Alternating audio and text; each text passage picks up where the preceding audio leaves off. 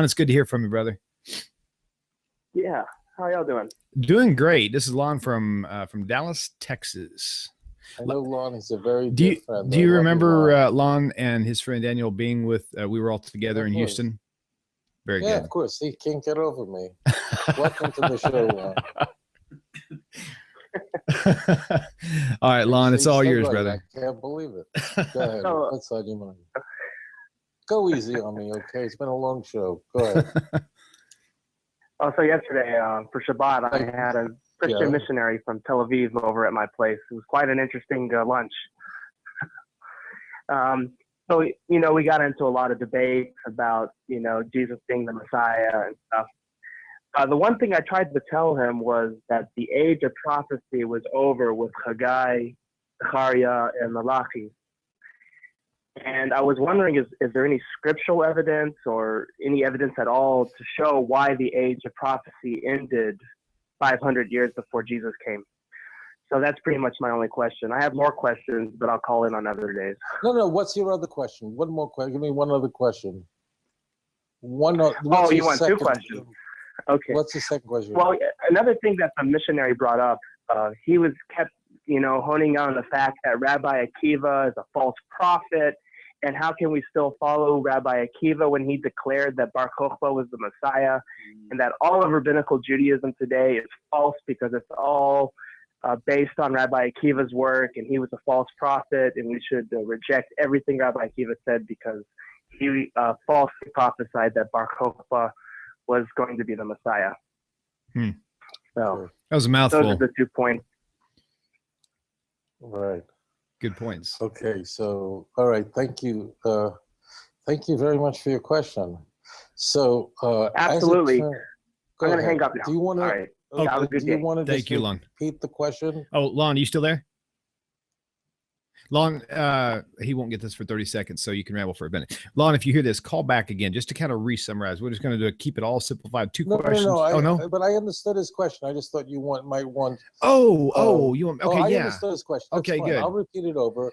So just so you understand. So Lon asked the question of why did the prophetic period, meaning the Tanakh and the Hebrew scriptures, end what it did? Why don't we have prophets today who we should follow today? I mean, there are many levels, many answers, and some of them are a little deep. I'll keep with the simple answers, and there's more. Whenever I'm asked the question, there are 10 answers, all of them true, and I have to sort of, it could be 100 answers, and I have to triage which ones are easy to work with. First, let's talk about this is a non sequitur. Non sequitur, what I mean by this is that, as it turns out, all Christians agree with us. This is not a Christian position that there was true later prophets and that Tanakh could have been longer, and there were other prophets that the Jews somehow selected out or chose out. Because as it turns out, particularly the Protestants only consider what the Jews said were prophets, and everything that the Catholic Church had accepted, which is the apocryphal writing. The Protestant Church says, no, we're going with the Jews, and only what the Jews say is prophecy is in fact prophecy. And this claim that the Jews are the ones who determine and who were preserved and were given the oracles of God as guardians over these sacred oracles is in fact found in the Christian Bible. You'll find it in Romans chapter 3, in Romans chapter 3, verse 2. So the Pharisees and scribes sit in Moses' seat. Remember, it's not the Sadducees. So therefore, the prophetic period came to an end because the Tanakh was completed and fulfilled, and therefore it was closed, and no one could add to it, because following that time, during the Second Temple period, there was no king. And if there was no king, no prophet was there to guide him. Moreover, the Shekhinah, to some extent, departed from the land of Israel. We see that in the beginning, in the opening chapter of the book of Ezekiel, and then went with the Jewish people into exile. And if you look at the very, very last passage of Ezekiel, Ezekiel comes to a full circle. It begins with the divine chariot. It's really a very shocking, ecstatic chapter of a vision that Ezekiel encounters, the chariot with all the angels. Much of it is difficult to understand, but what's very clearly conveyed is that the divine presence of God departed Jerusalem, but departed with the Jewish people into exile. And when the Messianic age comes about, so then there is going to be a restoration. So at that point, prophecy comes to an end. In the Second Temple period, there are no kings. And in fact, you'll find that prophesies in Hosea chapter 3, verse 4, 5, and 6, that the period of the kings have come to a close. And the Jews would spend a very long period of time without a king. Now, if you don't have kings, the necessity for prophets is not there any longer, because Tanakh is complete. It's fulfilled. It is... it's not to be added to. And therefore, once we have a period where there are no kings, there were Jews who were illegitimate claimants to a throne. Many famous examples of this, the Maccabeans, who were in fact from a priestly family. They were from the tribe of Levi. They would claim to be king, and there would be a Maccabean period that would last a century. Toward the end of the 2nd century, that period would end with Pompey entering Jerusalem in 66 BC, and that would be the end of that very long period of time. There would be Herod the Great, who would refer to himself as King of the Jews, but he wasn't even Jewish, and he was working really as a proxy for the Romans. So therefore, when you don't have a king, you don't have a prophet who's there to advise him, guide him on decisions that would need to be made. There's one other part that should be made, and I have to think of how deep do I want to go here. So what happens, one other point occurs is that at the time of the Babylonian exile and the beginning of the Second Temple period, God begins to interact with the Jewish people in a different way. And this is marked in the book of Esther. And the book of Esther is famous for the only book in the Hebrew scriptures where the name of God does not appear anywhere. And it's a very unusual book because not only is God's name not there, but one could, if you really wished, you could say the Jews got really lucky. You know, Ahasuerus, was good fortune, his wife Vashti was executed. Ahasuerus was looking for a bride to replace her. I would presume that Esther was a very beautiful girl. If you were a member of the Sanhedrin, which Mordechai was, you had to, just so you know, if you were really a student of Gamliel, you had to speak all major languages in the world. Every member of the Sanhedrin had to be fluent in every language. That means they had to understand the language. The reason for that is, in an American court, if let's say you have someone who is Spanish speaking only, and they give testimony in court, so there are official translators, court translators, that translate it for the jury and for the judges, right? But in a Jewish court, the judges have to hear the testimony from the witness without a translator, because, you know, a translator, of course, will injure the original message. That's why Mordechai was able to understand the assassination plot. Now, the Anshe Knesset Hagadola marks a period in time when they asked God to diminish the influence of idolatry in the world. This is a much deeper topic, and I'm not going to go into it very heavy here, but what happens at this stage is the the great assembly that was made up of 120 people, 120 prophets, Haggai, Zechariah, Malachi, famous people, Shimon HaTzadik, the high priest. He was the last member of this 120-member Knesset. That's incidentally why in the Israeli legislative body, the Knesset has 120 seats after this great assembly, the Anshe Knesset Gadol, after this great assembly. They beseech God that God would lessen or weaken the power of idolatry. Prior to this, we can't really fully understand this, but people had an insatiable desire to worship idols. It was almost irresistible. And it was so difficult that the Anshe Knesset Gedola requested that God should diminish this because people couldn't handle it. Now, God acquiesced to this, and therefore we see something very interesting in the book of Malachi. In the beginning of the book of Malachi, we find a passage that is really unprecedented. Because the world at this point is starting to move in a monotheistic orientation. It's going to take a lot of time, but you notice in the beginning of Malachi, God complains that, you look at the Gentiles, they're bringing me sacrifices, these healthy, great animals. You're bringing me your diseased, tzkrachana, beat up animals. You bring me lousy sacrifice, the general. So we see whoa, what do you mean? So what's happening is there's a monotheistic orientation. You'll say, what about the Greco-Roman world, Greece and Rome? So in the Greece and Rome, there was they weren't monotheistic by any stretch of the imagination, but they did already have the great god Zeus, or in Roman Empire, Jupiter. It's starting to move in that direction now. How does God bring this about?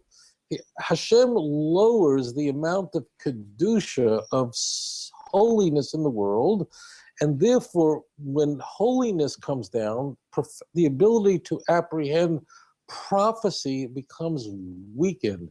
And we can see this very plainly in the last prophetic works of Tanakh. If you'll notice that when Daniel, or let's say in the book of Zechariah, or if you look at Malachi, you'll notice something very striking, and that is that the prophets are not receiving prophecy directly from God. They're actually receiving it from an angel. Zechariah is asking the angel, explain to me what I'm saying. Because what's happening at that moment, Zechariah is among the last of the prophets, and he's living in a time when basically like a radio station has a 50,000 watts, so the wattage is being turned down, and Daniel is now receiving information from Gabriel. We don't really have, and God said to Daniel. You really don't have, and God said to Zechariah. They're getting their information from prophets. What happened? Why isn't it like in Jeremiah, where God is speaking directly to Jeremiah, or Isaiah, God is speaking directly to Isaiah? Because what's happening then, as I often describe it, is when you're driving let's say you're driving from Dallas to Austin. Let's say, so that means you're taking Interstate 35. And so if you're on Interstate 35 in Texas, what happens is you're listening to some great, whatever radio show that you enjoy listening to in Dallas, but as you drive on Interstate 35 for whatever the 4 or 5 hour drive, whatever the heck it is, so what happens is the Dallas stations start to fizzle out somewhere along the highway, and then in between, you're really getting these stupid Texas stations like, hello everybody, we're here today, and Mary Lou's dog, Mary Lou's dog, had a manicure today, and you're going, God, I can't listen to this radio somewhere in Redneckville. Mazel tov. Right? And then you finally get to Austin, where finally you get some, you're back to some good radio stations. So that's what's happening. They're losing the reception, and they're now getting it from angels. So at that point, the level of revelation is moving down, and it's simmering down. And so therefore, prophecy comes down at the same time as holiness is being the dial is tuned down, and the same time as unholiness is. Remember, there's always has to be a balance. If you have a period in time, it's a little deep, so stay with me here. All right. If you have a period in time when you have open, open miracles, you see, but or you have prophets, but it's a time when false prophets are really not able to do, or false religion, not able to do miracles, it would take away, it would injure our free will. So the balance had to be maintained. And therefore, we very much, the book of Malachi is the last book of Tanakh. That's what Tanakh is sealed. And if you read the parting words of the prophet, he really is saying goodbye for now. Read the end of it. God will make all the crooked roads straight. That's really Isaiah language. But Malachi is addressing the conundrum of why, he's answering the question that's asked at the end of chapter 2.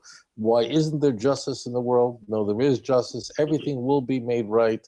And then Malachi says, look, I'm going for now.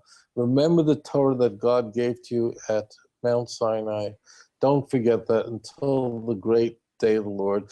And then following that period, now we're looking at the world and we're seeing prophecy in a different way. And that is, we're looking at events and we're saying, I see that God is working here. This is not an accident.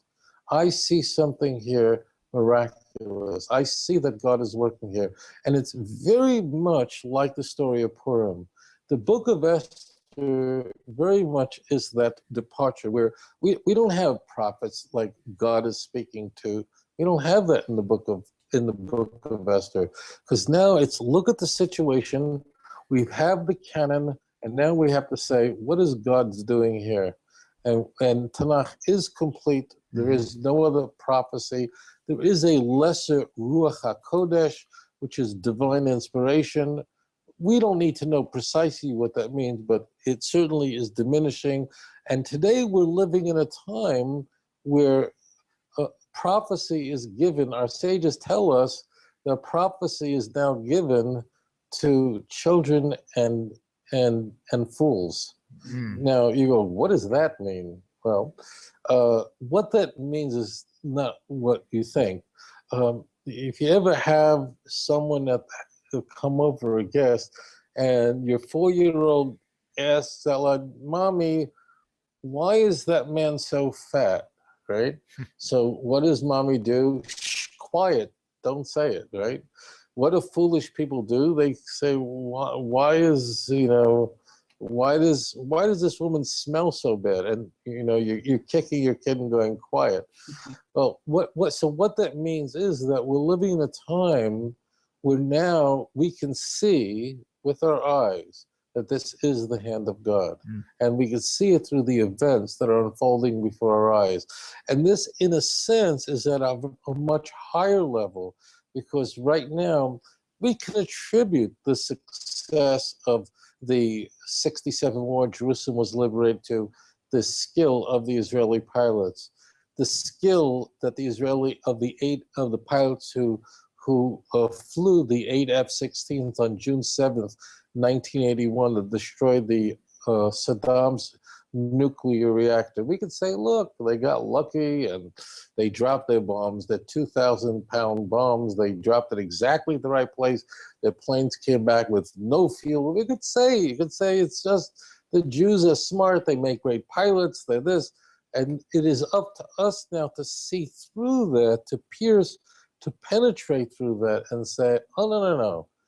It is not by power. It's not by might, but is in fact by the Spirit of Hashem. And that's those words. Who says those words?